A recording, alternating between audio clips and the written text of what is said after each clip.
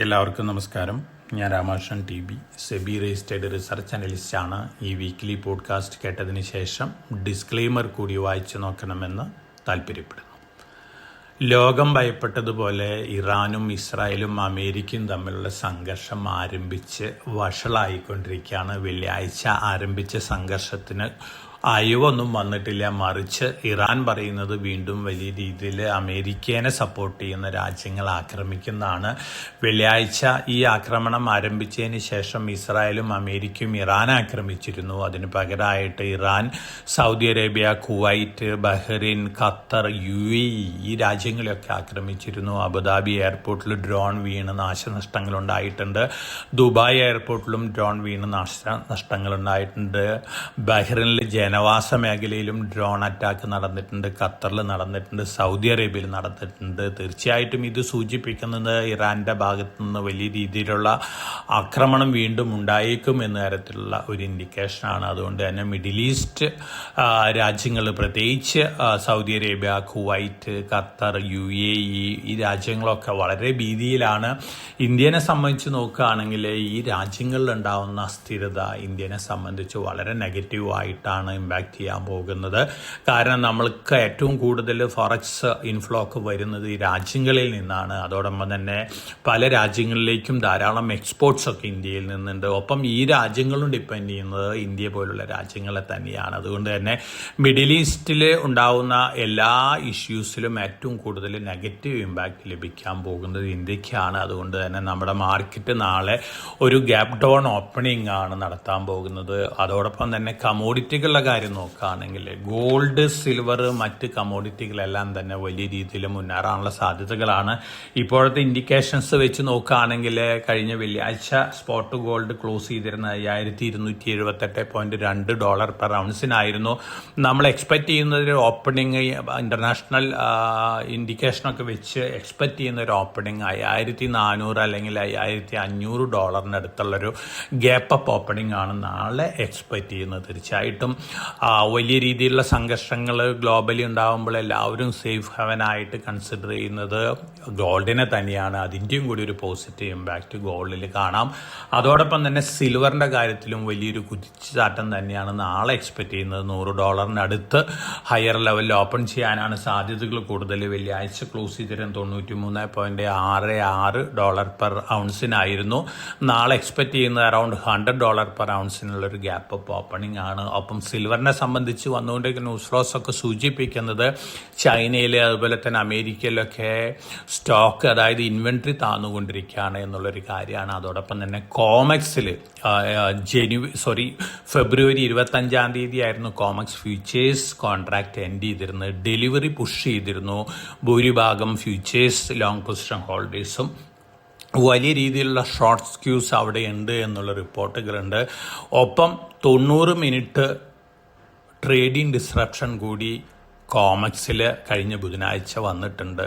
Expiry day തന്നെയാണ് ഈ disruption വന്നിരിക്കുന്നത്. എല്ലാവരും ആരോപിക്കുന്നത് $91 per ounce spot silver cross ചെയ്തപ്പോഴാണ് ഇത്തരത്തിലുള്ള ഡിസ്റപ്ഷൻ വന്നിട്ടുള്ളത്. മനഃപൂർവ്വമായിട്ടുള്ള ഡിസ്റപ്ഷനാണ്. കാരണം ധാരാളം ട്രേഡേഴ്സ് ഡെലിവറി പുഷ് ചെയ്ത് കഴിഞ്ഞാൽ ഡെലിവറി നൽകാനില്ല ഇല്ലാത്തൊരവസ്ഥയാണ് എന്നുള്ള റിപ്പോർട്ടുകളാണ് വരുന്നത്. 500 മില്യൺ ഔൺസസ് എക്സസ് ഷോർട്ട് പൊസിഷൻ കോമക്സിലുണ്ട് എന്നാണ് പല കോണുകളിൽ നിന്നുള്ള റിപ്പോർട്ടുകൾ സൂചിപ്പിക്കുന്നത്. തീർച്ചയായിട്ടും സിൽവറിനെ സംബന്ധിച്ച് വളരെ പോസിറ്റീവായിട്ടുള്ള ന്യൂസ് തന്നെയാണ്. ഒരുപക്ഷെ നമ്മൾ പ്രതീക്ഷിച്ചേക്കാളൊക്കെ വലിയ രീതിയിൽ സിൽവർ മുന്നേറാനുള്ള സാധ്യതകളുണ്ട്. കോമക്സിൽ ഇത്തരത്തിലുള്ള ഷോർട്ട് പൊസിഷൻ ആണെങ്കിൽ ഡെലിവറി മീറ്റ് ചെയ്യാൻ സാധിക്കുന്നില്ല. തീർച്ചയായിട്ടും വലിയ രീതിയിൽ സിൽവർ മുന്നേറാനുള്ള സാധ്യതകളുണ്ട്. വൊളാറ്റിലിറ്റി ഒക്കെ കണ്ടേക്കാം. അപ്പോൾ ഇത്തരത്തിലുള്ള റിപ്പോർട്ടുകൾ പൊതുവെ സിൽവറിന് പോസിറ്റീവാണ്. അതോടൊപ്പം തന്നെ ഗോൾഡിനെ സംബന്ധിച്ച് വന്നുകൊണ്ടിരിക്കുന്ന റിപ്പോർട്ടുകളും പോസിറ്റീവാണ്. ജിയോ പൊളിറ്റിക്കൽ ടെൻഷൻസ് വർദ്ധിക്കുന്നു. അതോടൊപ്പം മറ്റ് സെൻട്രൽ ബാങ്കുകളുടെ ബൈയും കൂടുന്നു. ഇത്തരത്തിലുള്ള റിപ്പോർട്ടുകളും ഗോൾഡിനെ സംബന്ധിച്ച് പോസിറ്റീവായിട്ടുള്ള ഇമ്പാക്റ്റ് തന്നെയാണ് ഫർദർ നൽകാൻ പോകുന്നത്.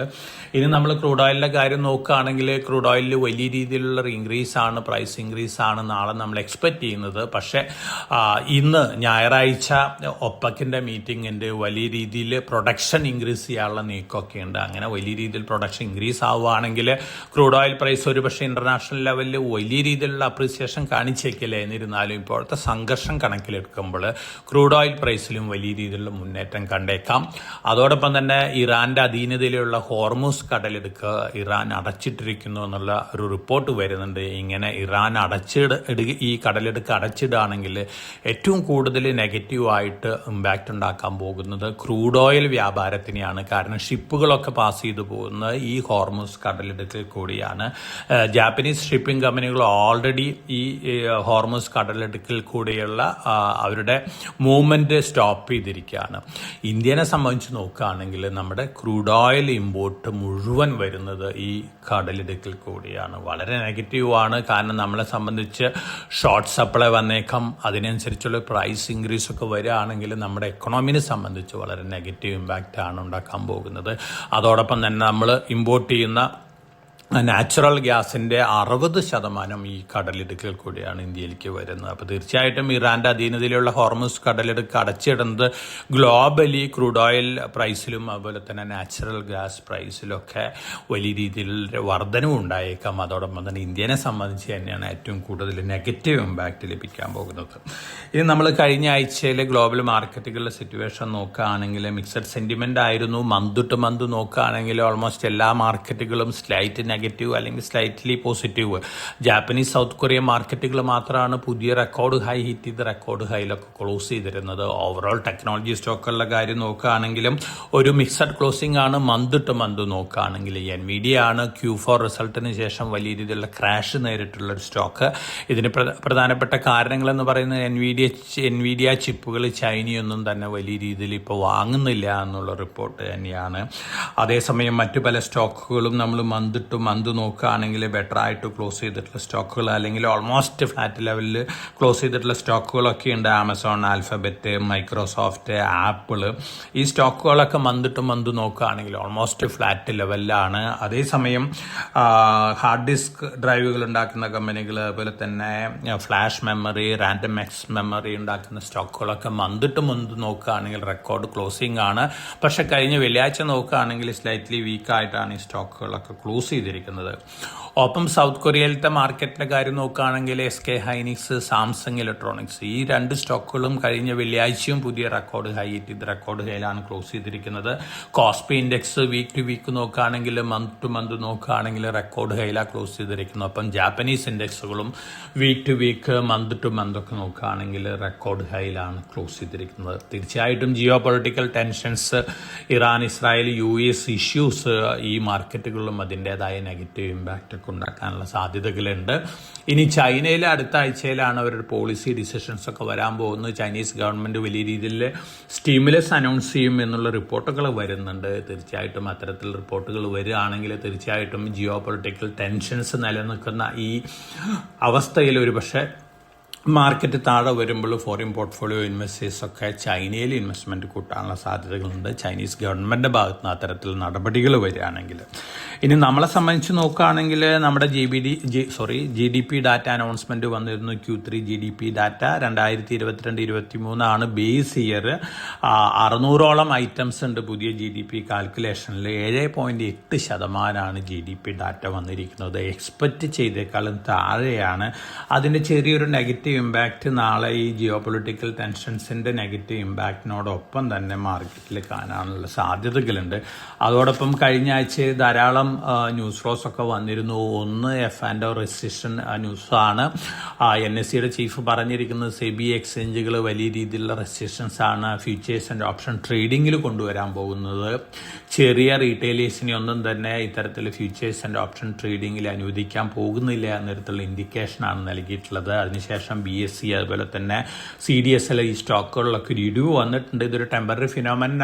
സെബിയുടെ ഭാഗത്ത് നിന്ന് ഇത്തരത്തിൽ നല്ലൊരു ഡിസിപ്ലിൻ കൊണ്ടുവരികയാണെങ്കിൽ തീർച്ചയായിട്ടും ലോങ് റണ്ണിൽ ഇത് ഇൻവെസ്റ്റേഴ്സിനെ സംബന്ധിച്ച്, ജെന്യുവിൻ ഇൻവെസ്റ്റേഴ്സിനെ സംബന്ധിച്ച് പോസിറ്റീവായിട്ടുള്ള ന്യൂസ് തന്നെയാണ്. അതോടൊപ്പം തന്നെ മൈക്രോ ഫിനാൻസ്, NBFC സ്റ്റോക്കുകളെല്ലാം തന്നെ കഴിഞ്ഞ ആഴ്ചയിൽ ക്രാഷ് ചെയ്തിരുന്നു. ഇതിന് പ്രധാനപ്പെട്ട കാരണം ബീഹാർ ഗവൺമെന്റ് ഒരു ബില്ല് കൊണ്ടുവന്നിട്ടുണ്ട്. മൈക്രോ ഫിനാൻസ് ബില്ല് കൊണ്ടുവന്നിട്ടുണ്ട്. ബീഹാർ ഗവൺമെന്റ് അനുമതിയില്ലാതെ ഫർദർ ലോൺസ് ഒന്നും തന്നെ ഈ ഇൻസ്റ്റിറ്റ്യൂഷൻസ് ബീഹാറിലെ ജനങ്ങൾക്ക് കൊടുക്കാൻ പാടില്ല എന്ന തരത്തിലുള്ള നിഷ്കർഷിക്കുന്ന ഒരു ബില്ലാണ് ബീഹാർ ഗവൺമെൻറ് കൊണ്ടുവന്നിരിക്കുന്നത്.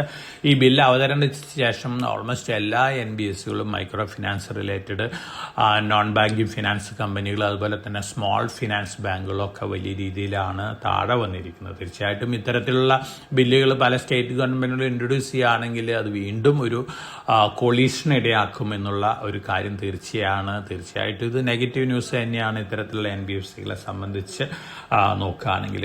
ഒപ്പം മ്യൂച്വൽ ഫണ്ട് സെഗ്മെന്റിലും വലിയ രീതിയിലുള്ള അനൗൺസ്മെന്റുകളൊക്കെ വന്നിരുന്നു. ഒപ്പം സൊല്യൂഷൻ ഓറിയൻസ് ഫണ്ടുകൾ നിർത്തി പകരം ലൈഫ് സൈക്കിൾ ഫണ്ട്സ് ഫ്ലോട്ട് ചെയ്യാനുള്ള തീരുമാനം സെബി കൊണ്ടുവന്നിട്ടുണ്ട്. തീർച്ചയായിട്ടും വളരെ പോസിറ്റീവായിട്ടുള്ള ഇമ്പാക്റ്റ് ആണ് പാസീവ് ഇൻവെസ്റ്റ്മെന്റിലുള്ള ഇൻവെസ്റ്റേഴ്സിനെ സംബന്ധിച്ച് നൽകാൻ പോകുന്നത്. 5 മുതൽ 30 വർഷം വരെയാണ് ഇതിന്റെ കാലാവധിയൊക്കെ ഇത്തരത്തിലുള്ള ലൈഫ് സൈക്കിൾ ഫണ്ട്സിന് സെബി പ്രപ്പോസ് ചെയ്യുന്നത്. തീർച്ചയായിട്ടും ഇത് മിക്സഡ് റിയാക്ഷനാണ് മ്യൂച്വൽ ഫണ്ടുകളിൽ ഉണ്ടാക്കിയിട്ടുള്ള ഇൻവെസ്റ്റേഴ്സിനെ സംബന്ധിച്ച് വളരെ പോസിറ്റീവായിട്ടുള്ള ന്യൂസ് തന്നെയാണിത്.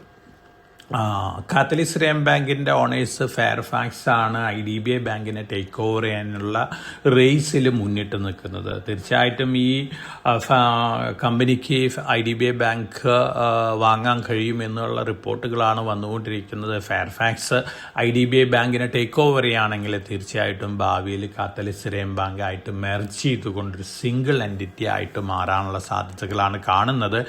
ഗവൺമെന്റ് ഒരു കണ്ടീഷൻ ഉണ്ട്, പുതുതായിട്ടുള്ള മെർജഡ് എൻറ്റിറ്റി IDBI ബാങ്ക് എന്ന് തന്നെ പേര് നൽകണം എന്നുള്ളൊരു കണ്ടീഷൻ ഉണ്ട്. ഈ കണ്ടീഷൻ ഉള്ളത് കൊണ്ട് കൂടി തന്നെയാണ് കോട്ടക് മഹീന്ദ്ര ബാങ്ക് ഇതിൽ നിന്ന് പിന്മാറിയിട്ടുള്ളത്. അപ്പോൾ തീർച്ചയായിട്ടും ഫെയർഫാക്സിന് IDBI ബാങ്ക് ലഭിക്കുകയാണെങ്കിൽ വീണ്ടും ഒരു ബാങ്കിങ് ജയന്റ് ഇന്ത്യയിൽ ഫോം ചെയ്യാൻ പോവാണ്. കാത്തലിക് റേം ബാങ്കും അതുപോലെ തന്നെ IDBI ബാങ്കും മെർജ് ചെയ്തിട്ടുള്ളൊരു ബാങ്കിങ് ജയന്റ് ആണ് ഇന്ത്യയിൽ വരാൻ പോകുന്നത്. അതിന്റെ ഒഫീഷ്യൽ അനൗൺസ്മെന്റുകളൊക്കെ അടുത്ത ആഴ്ചകളിലാണ് വരാൻ പോകുന്നുള്ളൂ.